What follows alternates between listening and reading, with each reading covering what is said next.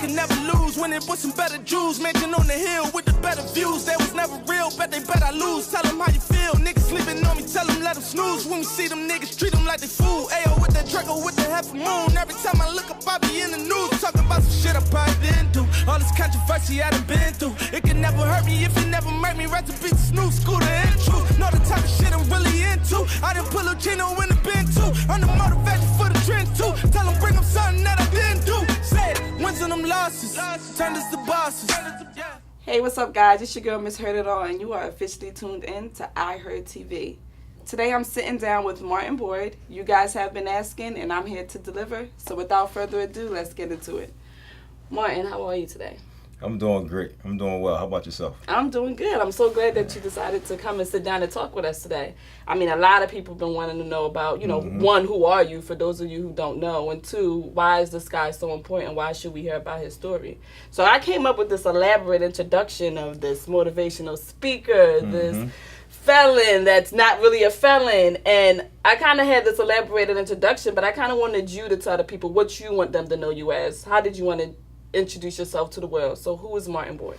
Martin Boyd is a multitude of things. One, I am an entrepreneur. Okay. Two, I am a fitness trainer. Three, Okay. I am a barber. A jack of all trades. Jack of all trades. I'm a jack of all trades. I am one that was faced with some adverse circumstances, and I didn't allow it to deter my mission, and now I just got to inspire the world. I got inspiring from my story. Nothing wrong with inspiring the world. I got inspiring. So tell us a little bit about who you were. So for those that don't know, you did 8 years in prison. 8.5 to 20 years. Sorry, let me get it right. Yes, put some 8.5 respect to on 20 that. years. So 8.5 to 20 years in prison. Yes. For a crime you did not commit. Yes. Tell us who Martin Boyd was before that sentencing. 19 years old, Martin Boyd. 19-year-old IUP student, Martin Boyd. 50 pounds lighter. Oh, man. I was your average young kid going to school. I would consider myself a knucklehead. Okay. I had my fair share of ups and downs, but for the most part, I just was enjoying life at that time. I just was enjoying life. What was your attitude like? I wasn't this driven. Okay. I wasn't this focused at all. I was pretty much a free spirit. I just go with the flow. Party, that's it. That's all you wanted to do was it. party. I mean, but that's what typically 19-year-old want to do when they're in college, freedom, No kids. So there was what made your story so interesting. It was a pivotal night of your birthday, before your birthday. On my birthday. On your birthday, yes. You went out with a group of friends, and that night changed your life forever. Tell us what can you share with us from that night? From that night, oh man, where do I start at? First of all, I go out to have a couple drinks. A couple drinks ended up with serving 8.5 years in prison. I mean, that sounds so crazy. For a crime that I did not commit. So every day moving forward on April 3rd is always a reminder of that night. So that is something that I process each and every year, but it also motivates me to just excel. Because that was a night to remember. That was indeed a night to remember. To see the person fire that firearm and to be tried and found guilty of that crime, man, that's just... Yeah, and then just 9 other charges you were found guilty of. Yes, yes. So it's something that I deal with each and every year. April 3rd is like, oh man. You're like, how is your birthday ever the same after that? Like, how can you get that back? Well, moving forward, only thing I can do is excel. Like, I use that as my motivational force. I use that as my platform to just, every year, I know April 3rd was a time that they took from me. Okay. So with that being said, I'm getting it back now. And by me getting it back, I'm encouraging everybody else to be great. Because I don't want nobody to be subject or faced with the things that I was faced with. Right. Because it's not for everybody. It can kill you. Mentally, emotionally, physically. This was a tough journey. So you speak about how that day, that not only did they take away like the April 3rd day from you, you were away from family, friends, maybe even a relationship you were in at the time. You were away from all of that for 8.5 years. What did you learn about family and friends while serving your time? Oh man, first and foremost, family and friends is Oh, it means so much. At the time when I was home, you figure I'm 19. Right. I didn't really understand it all. I didn't really value more so a relationship, whether it be with me and my friends, whether it be with me and another companion. I didn't really value it until I got incarcerated. Because when you incarcerated, you are removed from everything. Yeah. You are removed from society. You are removed from that female companionship. You are removed from relationship with your friends, with your mom, with your family, so forth and so forth. So being incarcerated really taught me how to value a relationship, because the ones that's in your corner, you kind of almost like cherish them in a sense. Yeah. So for me, now being 28 years old, I view friendships as this is like more priceless than a diamond of friendship for me. Oh, wow. Yeah. So you had some good people in your corner, because everybody can't come out and say that, especially doing an 8.5 year bid for you tell all your friends, I'm not guilty, Yeah. but you were found guilty. Automatically they're thinking, oh, you guilty, you did the crime, you served the time. And that was tough within itself to just keep reiterating, listen, I'm innocent. I did not do this crime. Everybody looking at me, they face balled up. Like, Right. how frequently do you hear a person say, I didn't do this crime? Yeah, this stuff, you don't see this stuff happen every day. But I really didn't do the crime. And my family, my friends, my support team, I love them to death. They stuck by my side from day one, April 3rd, 2009 to October 3rd, 2017. They was there. So my life will be forever embedded to them. Yeah, that's amazing. And as I'm talking to you right now, you just seem just like so positive. Like you don't have a care. Like me personally, I would be angry. Like I would be angry about everything because I didn't do it. How did you stay? How are you staying so level-headed? How did you stay so level-headed? I mean, I had my ups and downs. Don't get me wrong. For a few years, I was in a rebellious state. It was more so, you know what? Screw all this. They did me wrong. These people incarcerated me. But, throughout my life, things happened. I lost some people that was closest to me, and I really start to process myself. I tell everybody I didn't find myself until I got incarcerated. When I got incarcerated, it gave me the time, it gave me the space, it gave me the freedom to really self-assess myself. And by me finding myself, I'm now at peace. There's no need for me to hold on to that negative space, that negative energy, because that can drive you crazy. I'm in prison. Moving forward, what can I do? How can I now use my story to help the next person? Because when I say I don't want nobody to go through this, I don't want no human being in life to go through this. So my job is now to prevent the world from going through what I went through. And you say you don't want nobody else to go through this. And I mean, I'm just speaking of what the people want to know. The person that was actually the one that committed this crime, if you was to walk into Giants supermarket and see them today, would you say anything? Or what? And if you would say something, what other first words would you say to them? I gotta process this. If I was to see the gentleman right now today, if he was Right to now walk today, in this interview right now with the now, same mindset, same attitude after doing 8.5 year bid for this person.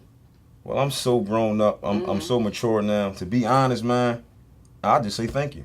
Because if it wasn't for you, if it wasn't for all this adversity that I went through, I wouldn't be this person you're interviewing right now. I mean, thank you. I mean, that speaks volumes to the person who you are and the movement you're trying to do now, of why not be great and why not reach your fullest potential no matter what people throw at you. Just go out there and always, achieve the greatest thing that you can achieve. How did you get to this mindset? Were you doing any mentorship programs inside prison? Were you mentoring anybody? Was this all like self-taught? Like, what was that process like? Well, I was working with a group called FACT Program, Father and Children Together. And through them, we had the platform to do, several speaking engagements. I also did one-on-one mentoring while incarcerated. Okay. And what really compelled me to start this brand, Why Not Be Great, is when I started to do one-on-one mentoring. I realized through that some people came from severe adverse circumstances which led them to jail. And I never want to always want to choose my words wisely, because I don't want to condone what people did to allow them to come to jail. However, I respect the situation. I respect the circumstances. So I assess my own circumstances. Here you got a guy, I don't got the roughest story to tell. I was in school, so I understand I was, a little more fortunate than others. So to meet an individual that came from an adverse background, to meet an individual that came from an unbroken home, and to speak with him, and for me to pretty much have a conversation with him, it was kind of like, wow, what can I do to help them? Right. And it hit me. no one is inspiring these people to be great. No one is telling these people that they're great. So in their minds, they think that I have to be subject to what I see. I have to be subject to what society labeled me as. So for me, I got to break that cycle. I got to break that habit. So now my job is to instill into their brain that you are great, you can be great, you will be great. And that's when Why Not Be Great came up. That's amazing. So I kind of want to shift gears a little bit and jump into Why Not Be Great, and so you can tell the people a little bit more about that program and that movement. You're motivational speaking, doing a lot of engagement events where you're going out to. Are you just going to schools? Are you doing any like podcasting, anything like that? Like what are your ideas to push Why Not Be Great? Okay, so my plans moving forward is to attack the schools first. Okay. Because the schools, they are the foundation, they are the future. Moving forward, I want to speak on larger platforms because I don't just want to motivate the kids. I want to motivate the world. It's just bigger than Philadelphia within itself. Motivation. So, and it's coming from a pure, sincere place. I want to put my story on display. I want to put my life on display. I want them to say, wow, this guy did almost a decade in prison for a crime he didn't do. He come home and look what he doing. You can't confine them. He just do so much. He encouraged me. When I speak, when I do my videos on Instagram and so forth, I want my audience to feel as if I'm talking directly to them on an intimate level. Right. So from an inspirational standpoint, I want them to feel like he's telling me I can be great. And with that being said, I wanted my platform to just display that. I wanted my platform to just display that. And moving forward, we looking into speaking at bigger events, but it start with the schools. Starting with the children first. Start with the kids first. Which makes, ideally sense because, you do become a product of your environment and what you were raised from and, the people around you. So for you to target them and get them in that mindset that, that's really good that you want to go ahead and help change others. So what's next? What's next besides, your speaking engagement? What else is more important? You said you have all these other things that you're doing. So what's next after that? Well, what's next for me is we got this fitness line. Okay. Redemption Body Fitness. So, moving forward, I want to open up a gym.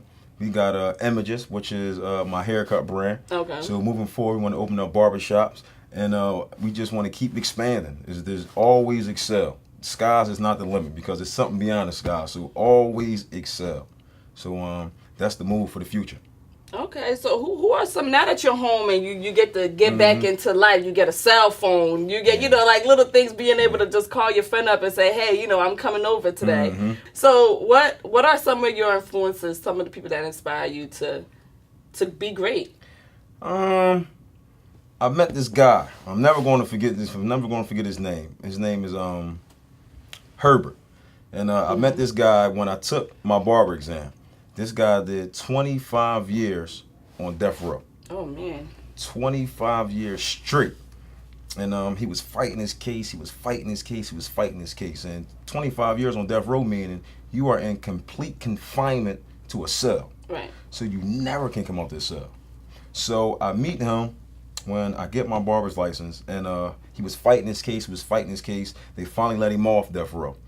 He was on death row for 25 years. He have been incarcerated for 35 years. And to meet him, he was the first person in Pennsylvania ever to obtain his barber's teacher's license ever. So to meet him, to speak with him, he articulated himself well. He got his paralegal. It's guys like him that inspired me. I also met, a plethora of juvenile lifers, and the energy is all about energy with me. The energy is just so live. There's no negative space in their life, and those guys was the ones that ultimately inspired me. Those are my influences. So no one, just like people that just been through adversity, that just had their back against the wall. People and completely counted them out, and they overcame it. They overcame it all. They overcame it, and that kind of inspired me. As a close person I was close with, he did 35 years in prison, juvenile lifer. He's set to come home, I believe, this month. So that is going to be a good day for me. For him to give back to society, he's a good guy. He will be an asset to this world, and that's going to be an emotional day. Well, I love how you take those people that you met, through such a tough road, a hard journey, and like we're going to come together and we're going to build something that supports us. We're going to build a lifestyle for us, because people don't understand you. A lot of people, a lot of people that come out of jail, they get like really misunderstood, especially for someone that's innocent. So, that's really powerful that you guys are planning to come together. I kind of wanted to get your input on a few things of what's going on, like mainstream media, things like that. Like, I'm pretty sure you're familiar with the Colin Kaepernick story. Yes. And he is... I kind of wanted to tie into how he's out. He's a free citizen, but he's still a prisoner to society, because he still doesn't have the same rights that a free man should have.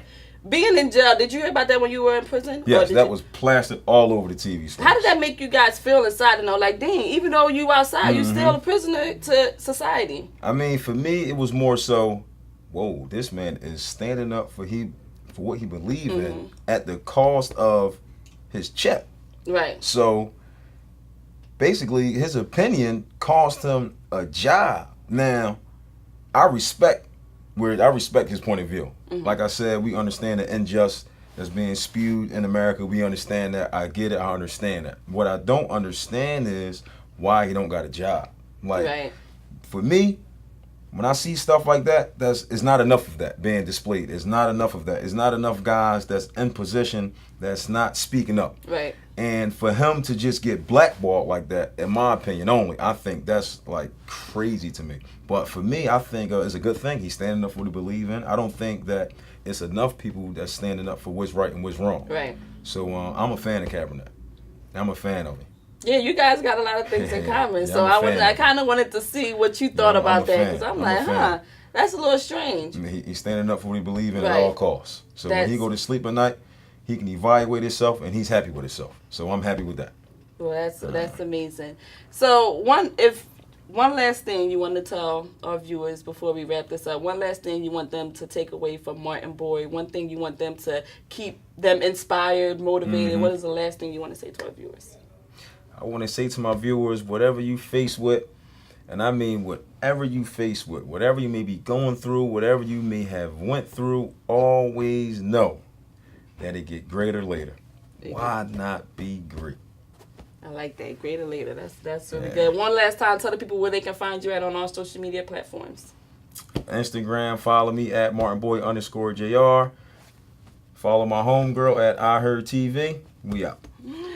Thank you guys for tuning in. Stay tuned for more from Martin Boyd. Follow his journey. Keep up with what he's got going on. I will never lose. I will never lose. Yeah.